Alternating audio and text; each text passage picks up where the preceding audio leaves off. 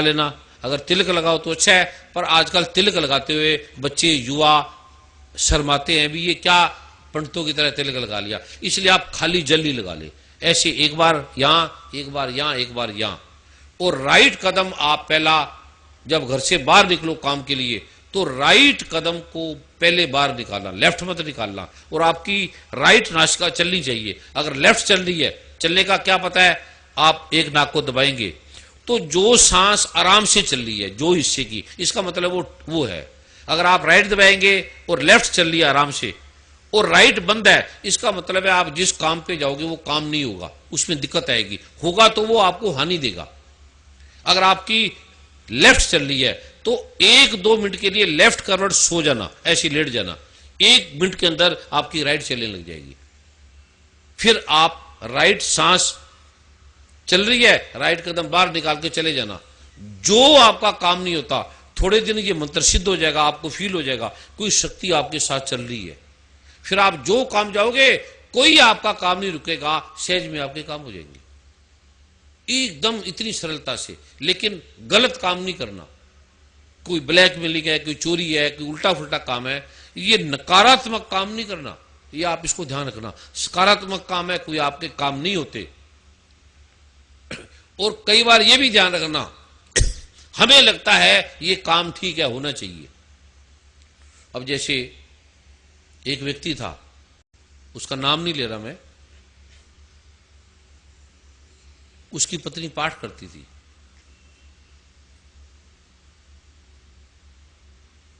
और उसके काफी काम हो गए, ऐसे काम हो गए कल्पनातीत है।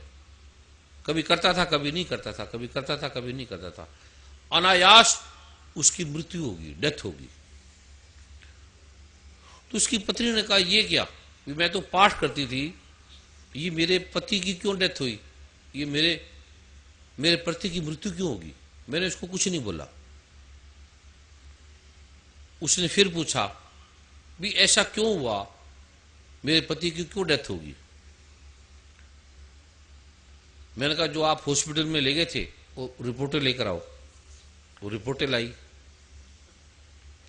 किडनी उसका डैमेज, लिवर उसका खराब, ऐसी कोई बीमारी नहीं जो उसके शरीर में नहीं थी। और वो राइट 2 दिन के बाद कोमा में जाने वाला था। कोमे का अर्थ है उस आदमी ने 10 साल तक कोमा में रहना था और सारे घर को लुटा देना था, पत्नी बच्चे सब दुख से मरने थे, क्योंकि पैसा खत्म हो जाना था, घर में कंगाली आ जानी थी। जैसे मुंबई में, वर्मा जी को पता होगा, एक बहन मेरे पास आई, वो 10 साल पहले मुझे मिली थी। कहता है मेरे पति को बड़ी तकलीफ है, मुझे हिम्मत दो कि मैं अपने पति की सेवा करूं। मुझे अपने पति से बड़ा प्रेम है, मैं उसकी सेवा करना चाहती हूं। वो पैरालाइज्ड है, चल नहीं सकता, उठ नहीं सकता, बेड में पेशाब कर देता है, लेटरिन कर देता है, मैं उसकी सेवा करना चाहती हूं।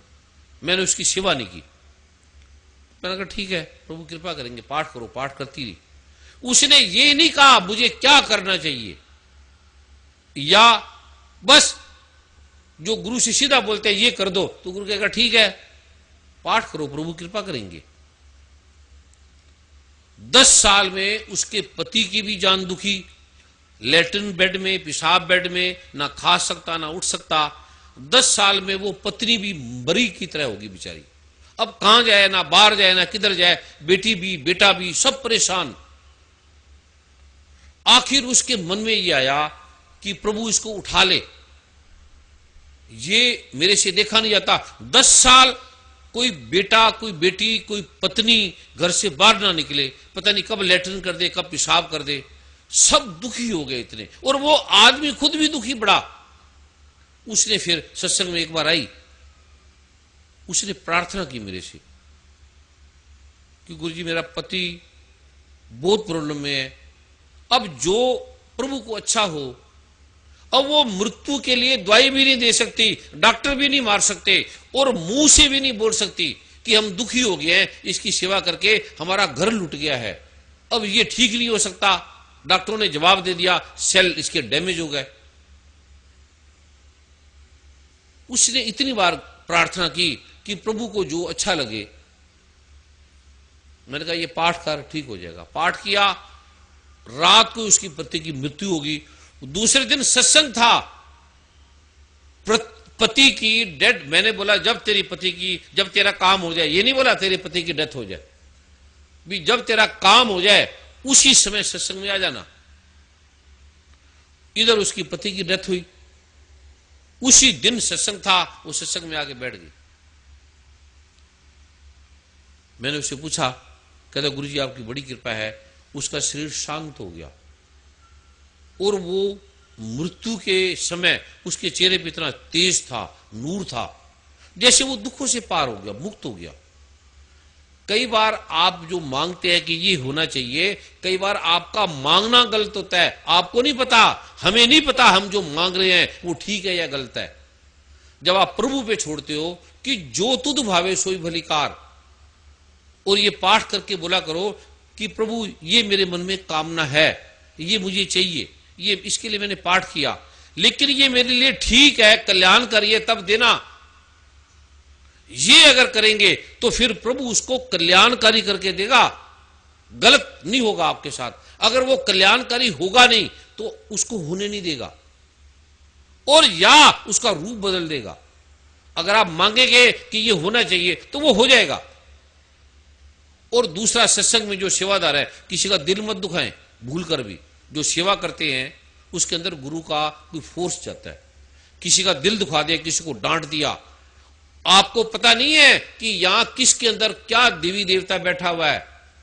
जो आपको गरीब दिखते हैं, बाहर बैठे हैं दूर, उसके अंदर भी देवी देवता विद्यमान है। किसी का दिल मत दुखा देना, किसी से ठगी मत कर लेना। कुछ नहीं पता, कोई सेवादार बन के किसी को दुत्कार दो, किसी का अनादर कर दो, तो सारी जिंदगी आपके घर से दुख नहीं जाएगा। ये इसको ध्यान रखना, विनम्रता से करना, आपकी जिंदगी बदल जाएगी। आपके घर में दुख नहीं आएगा। धन जिसके पीछे आप ठगी मारते हो, लड़ते हो, झगड़ते हो, आप उठा नहीं सकते, इतना आपके पास आ जाएगा। इतना सुख आपके पास आएगा, आनंद आएगा। जो आपको बोला जा रहा है उस प्रकार ये आप करो। और आप ठगी मारोगे तो मेरा क्या नुकसान है? मैं किसी से दान नहीं लेता, पहले सुन लेना। ये आपके लिए बने। अब ये लिया है, कोई मैं अपना घर बनाऊंगा, जहां कुरुक्षेत्र में स्थान लिया है वो कोई मेरा मकान बनेगा? हरिद्वार में लिया है मेरा कोई घर बनेगा? अमेरिका में जो इतना, कनाडा में, इंग्लैंड में लिया है कोई मेरा घर बनेगा? और मैं व्यक्तिगत फीस ले सकता हूं, सरकार को टैक्स दे दूंगा। मैं डॉक्टर चिकित्सक था, मैं बोलूंगा कि मेरी फीस है ये लेने का विधान नहीं है। शुद्धता से करो। कोई गुरु मैं नहीं बन रहा आपका, कोई धर्म में आपका नहीं बदल रहा, कोई व्यभिचार, कोई लोभ में आपको नहीं दे रहा, कोई धन आपसे नहीं ले रहा, कोई मुझे पूजना नहीं है, मुझे तो भूल जाना। ऐसे जैसे चले थे, किसी से रास्ता पूछा था और वो भूल गया आदमी। प्रभु को याद करना, सतगुरु नानक को याद करना, भगवान ब्रह्मा विष्णु महेश को याद करना, भगवान राम को करना, भगवान कृष्ण को करना। वो मरे नहीं है, जिंदा हैं, आज भी वैसे हैं, और ये पृथ्वी खत्म हो जाएगी तब भी वैसे रहेंगे। साफ है एकदम। मेरी वार्तालाप होती है, मेरी बात होती है, मुझे उठाते हैं, बैठाते हैं, चलाते हैं।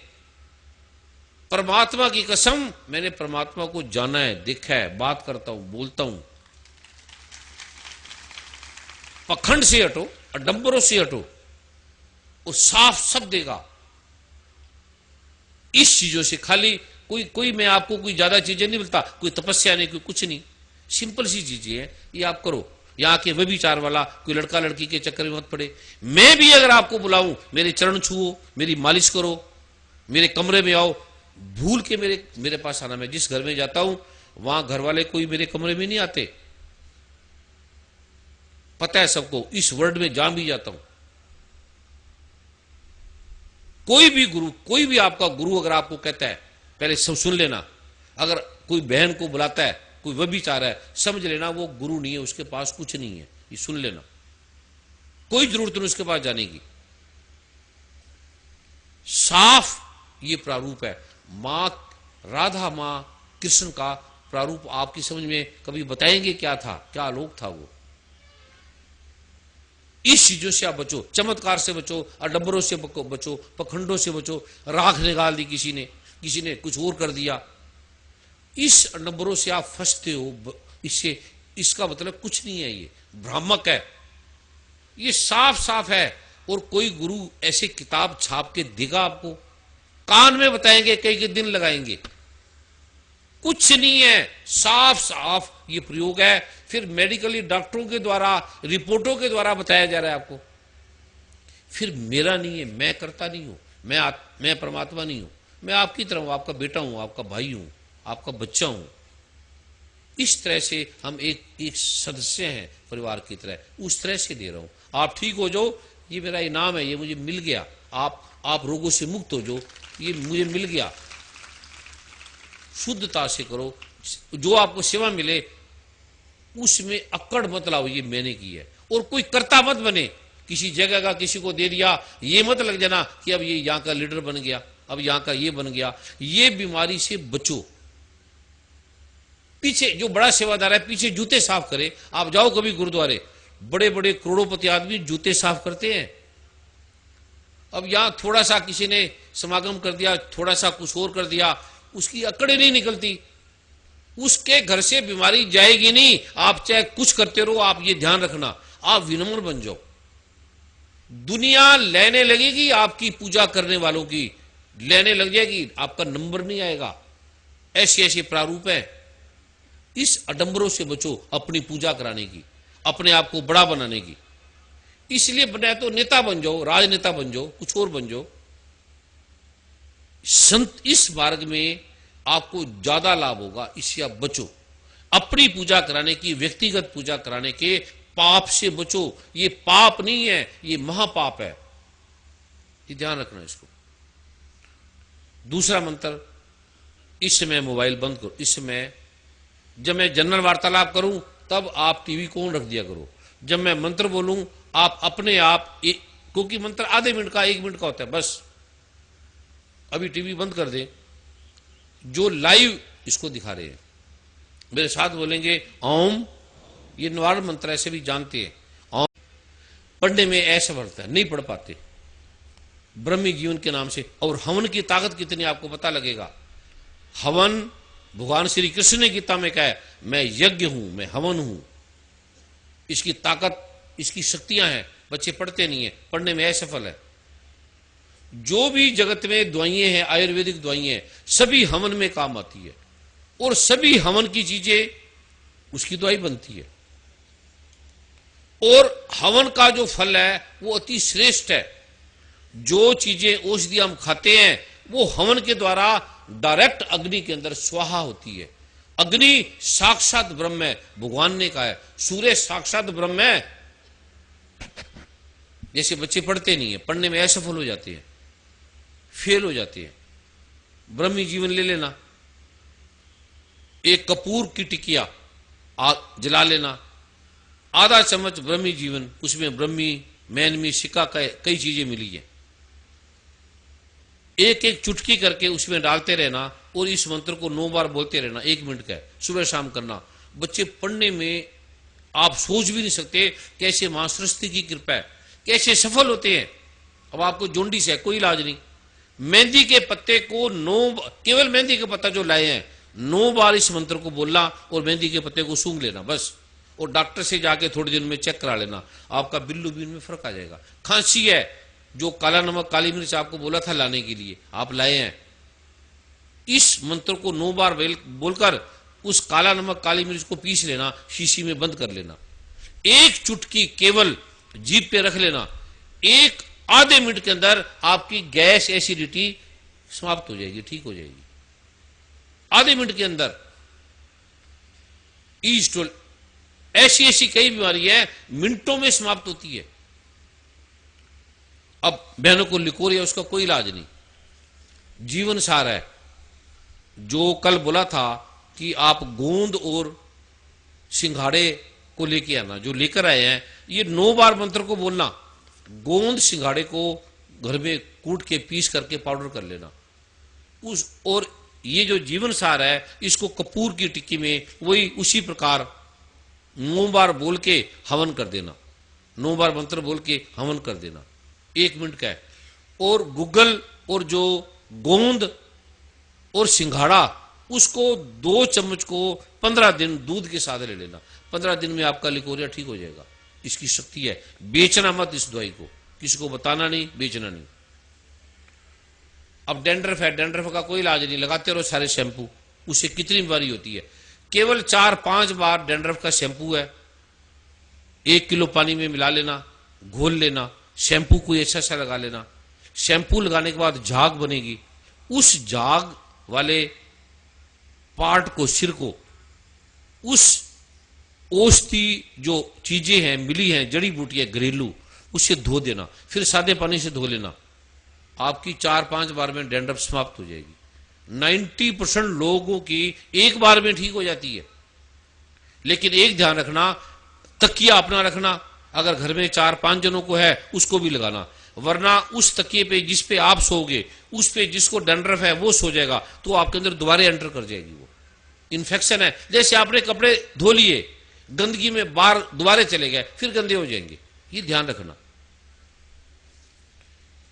खांसी है, केवल काली मिर्च आप लेकर आए हैं, इस मंत्र को 9 बार बोल के कफर के साथ हवन कर देना और काली मिर्च को चूस लेना। जिसको अभी खांसी या एलर्जी है, अभी प्रयोग करके देख ले, 1 मिनट में उसकी खांसी, एलर्जी, श्वास की तकलीफ 1 मिनट में उसको आराम मिल जाएगा। यहीं पर डॉक्टर चेक करके देख ले और एक्सरे करके देख ले, स्कैनिंग करके देख ले।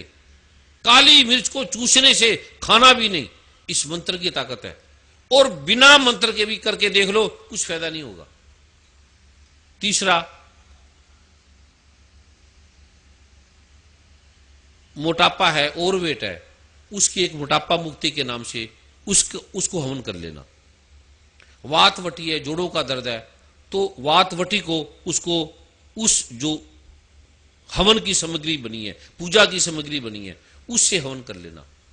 जिसको व्यक्तिगत है, ज्यादा प्रॉब्लम है, ज्यादा बाधा है, तो वो जो व्यक्तिगत का प्रारूप था, कल आप सुबह 9 बजे आना। लेकिन ध्यान रखना, कल किसी ने अंडा नहीं, अंडा या मांस, मदिरा ये सेवन नहीं करना। कल कभी ना करो तो अच्छा है, लेकिन जिसके ऐसा प्रारूप है वो कल ना सेवन करे। उसमें एक विशेष आवा, जब गुरु क्रॉस करते आता है तो विशेष रोग खींचते हैं, जैसे चुंबक की तरफ लोहा खींचता है, कण खींचते हैं, जैसे वैक्यूम खींचता है वायरल को, गर्मी को, ऐसे खींचते हैं। वो फिर गुरु कुछ पाठ लिखता है, कुछ मंत्र लिखता है, कुछ हवन का प्रारूप है, वो आपके लिए लिखेंगे। वो व्यक्तिगत है, वो पेपर भी किसी को मत हाथ लगाने देना, ना दिखाना। वो जो लिखेगा वो आप चुप करके उसको कर लेना। व्यक्तिगत कल मैं 9 बजे आऊंगा, उस समय वो फार्म के साथ आप बैठ जाना। वो एक अनूठा प्रारूप है जिसकी शक्ति का अंदाजा आपको लगेगा बाद में कि इतनी ताकत भी है। और क्या फल है दर्शन का, क्या फल है श्री गुरु ग्रंथ साहब के पाठ का, क्या फल है गुरुद्वारे के दर्शन का, क्या फल है मंदिरों के दर्शन का। ये कल आपको अनुभव होगा, पता लगेगा कैसे वैक्यूम की तरह खींचती हैं तकलीफें और कैसे उसका समाधान होता है। जो व्यक्तिगत वाले हैं वो कल आएंगे, सार्वजनिक वाले वो ये प्रारूप को ले लेंगे। और कल सत्संग नहीं है, सत्संग के लिए कोई नहीं आना, केवल आप आएंगे, बैठेंगे। जो व्यक्तिगत फार्म होगा उस पे मैं कुछ सेवादारों को संकेत दूंगा, वो लिखेंगे, और वो हवन पूजा का प्रारूप है, वो आप कर लेना। और एक लोगों को कब्ज होती है, सभी लोग दवाइयां खाते हैं, जैसे सब में शनाए होती है, वो अल्सर, कैंसर तक बनाते हैं, वो कभी मत खाना। एक बी फ्रेश नाम से एक विशेष औषधि बनी है जिसमें केवल हरड़े हैं 4-5 तरह की, वो सभी रोज खाया ही करो। वो यहाँ अरुण गोविल जी हैं, ड्रग ऑफिस के बड़े बड़े अच्छे लोग हैं, उनकी देख रेख में वो बनता है। बड़ा विशेष प्रकार का प्रारूप है। वो चाहे छोटे बच्चे हैं थोड़ा से ले लो, बड़े हैं आधा ले लो, जिनको ज्यादा कब्ज है 1 ले लो। वो हरड़ है अंदर के, जैसे हम बाहर साबुन से साफ करते हैं, वो अंदर से साफ करती है प्रक्रिया, धीरे धीरे धीरे धीरे। और जैसे एलर्जी है, अलग अलग तरह की एलर्जी है, जुकाम है, अलग अलग, वो एलरेक्स के नाम से अभी 3 बनाइए, ज्यादा बना नहीं पाए, कभी प्रभु कृपा करेंगे तो और बनेगी। एक एंटी गैस है, एसिडिटी है, गैस है, ये तो आप चाहे रोज वैसे ले लिया करो। हम जो खाना खाते हैं उसमें कई विटामिन कम है, कई सिस्टम कम है, और खाद डालते हैं, हर चीजों में खाद है, इसीलिए सब आदमी का पेट खराब है, इंटेस्टाइन की प्रॉब्लम है। ये 3 तो सारे, जैसे हम सेब लेते हैं, फल लेते हैं, ये फलों से बनी है चीजें। अभी मैं तीसरा मंत्र बोल रहा हूं जो आपने करना है, और एक कुर्सी है विशेष आसन की, जिनके कमर में या कोई दर्दे हैं उस कुर्सी पे वो करेंगे। और प्रभु कृपा मैगजीन रख लेना, और इस पुस्तक को रियाल पे रख के करना है, हाथ पे रख के पाठ नहीं करना। रियाल आपके घर में उस पे रख देना, या बाहर रियाल होगा वो ले लेना, या मंदिर गुरुद्वारों में मिल जाता है, उससे इसको रख के प्रयोग करना। अभी मैं और एक जो मैखाना की पुस्तक है उसकी 2-3 रुबाई रोज पढ़ना, वो धीरे धीरे आपके घर में शक्तियों का, कृपाओं का, गुरुओं की कृपाओं का प्रारूप आपको नजर आने लगेगा। 2-4 मिनट की है वो, उसको पढ़ना, और उसके समझ आपके अर्थ बाद में आएंगे, सुनने से नहीं आएंगे। जैसे जैसे बोलते जाओगे उसके अर्थ आपको नजर आने लगेंगे। अभी मैं वो मंत्र बोल रहा हूं जो मां सरस्वती का, जो समस्याओं का है, आपने मेरे साथ बोला है। इस समय टीवी बंद कर दें, जो लाइव कर रहे हैं वो इसको बंद कर दें। जो आपने उठना है तब बोलना है, जब भी पाठ करो, जितनी देर ये करो, आधा घंटा सुबह शाम करो। बाकी जो आप पाठ करते हैं, जपजी साहब है, जो भी है वो वैसे करना है। गुरुद्वारे मंदिर जैसे जाते हैं वैसे जाना है। गीता का, रामायण का जो भी पाठ करते हैं वैसे करते रहना है। ये आधे घंटे का सुबह शाम करना है।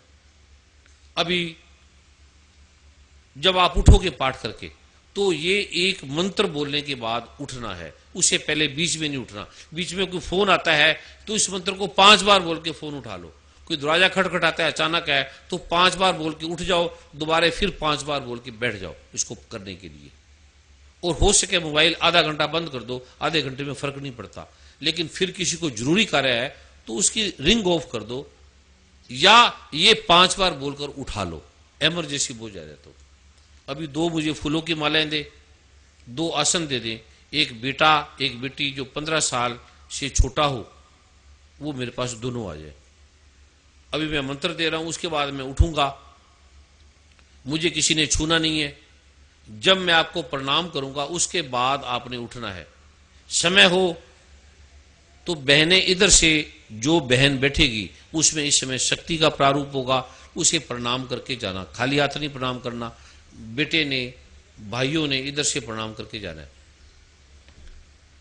लंगर में जो भी बना होगा खा लेना, नहीं बना होगा, खत्म हो गया होगा तो चले जाना। दूर है, रास्ता नहीं मिलता, कोई बात नहीं, पैदल में फर्क नहीं पड़ता।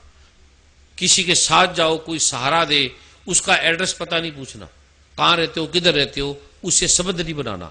जो पहले जानते हैं, ओम ओम गंग रांगदी हंग कृष्ण में श्री रांगदी हंग कृष्ण में रांगदी हंग कृष्ण में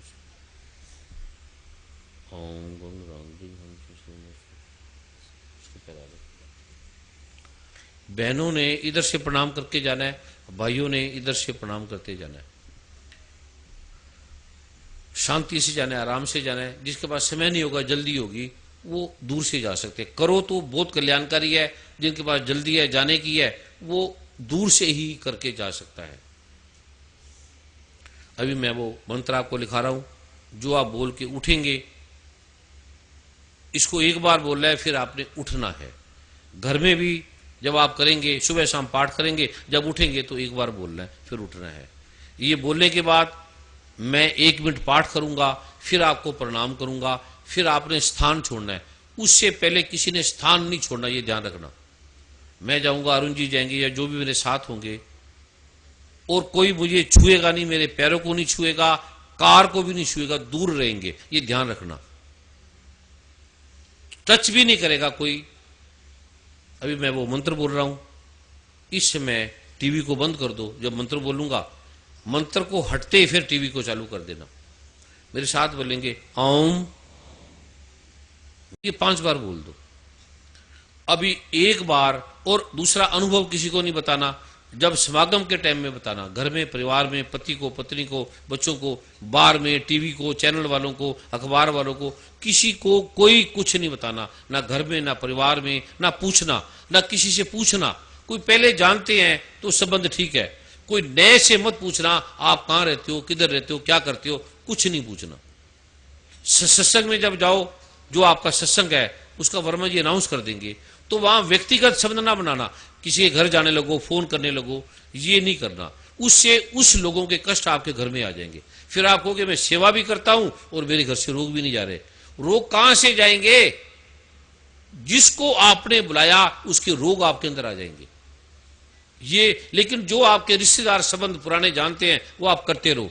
जो नए हैं, जिसने बीज मंत्र लिया है, उसे कोई बिजनेस नहीं करना, कोई संबंध नहीं बनाना, किसी प्रकार का नैतिक अनैतिक कोई संबंध नहीं बनाना, और ना फोन करना, ना उसके घर जाना, ना किसी से कुछ मांगने जाना। ये आपने ये ध्यान रखना। पहले जिससे आपके बिजनेस है, संबंध है, जो कर रहे हैं वो करते रहे। इस समय कोई भी बच्चा है, बड़ा है, 1 मिनट के लिए कोई स्थान नहीं छोड़ेगा। कल व्यक्तिगत मैं 9 बजे आऊंगा, उस समय पर्ची का जो भी प्रारूप है करके आपने बैठना है। अभी मेरे साथ 5 बार बोलेंगे ओम गंग।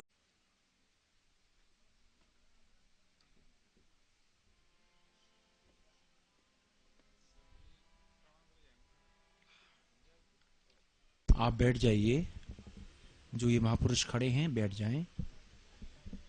कोई भी स्थान नहीं छोड़ेंगे, क्योंकि सदगुरु के हुक्म को काटते ही कृपा भी कट जाती है।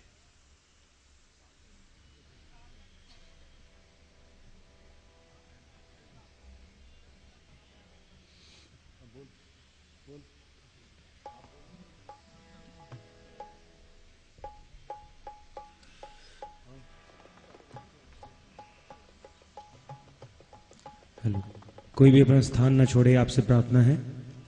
कोई भी भक्त उठे ना। सारे तीर्थ धाम आपके चरणों में, हे गुरुदेव प्रणाम आपके चरणों में। सारे तीर्थ धाम आपके चरणों में, हे गुरुदेव प्रणाम आपके चरणों में। ओ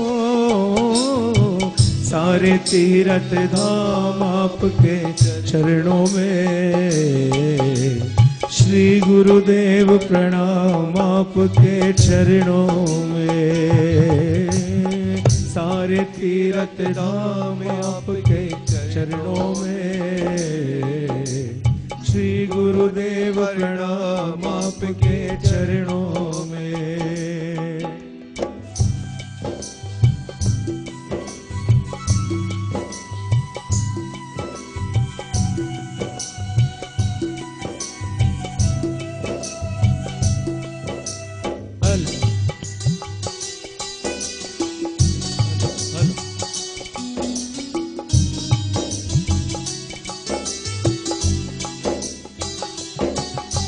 जन्म के दाता मात पिता है, आप कर्म के दाता है। आप कर्म के दाता है, आप कर्म के दाता है। जन्म के दाता मात पिता है, आप कर्म के दाता है। आप कर्म के दाता है, आप कर्म के दाता है। आप मिलाते हैं ईश्वर से, आप ही भाग्य विधाता है। आप ही भाग्य विधाता है, आप ही भाग्य विधाता है। आप मिलाते हैं ईश्वर से, आप ही भाग्य विधाता है। भाग्य विधाता है, आप ही भाग्य विधाता है। दुखिया मन को, रोगी तन को, दुखिया मन को, रोगी तन को मिलता है आराम आपके चरणों में। श्री गुरुदेव प्रणाम आपके चरणों में। सारे तीर्थ धाम आपके चरणों में। कोई भी अपना स्थान ना छोड़े, सब बैठे रहिए ऐसे। आपके चरणों में। ओ सारे तीर्थ धाम आपके चरणों में।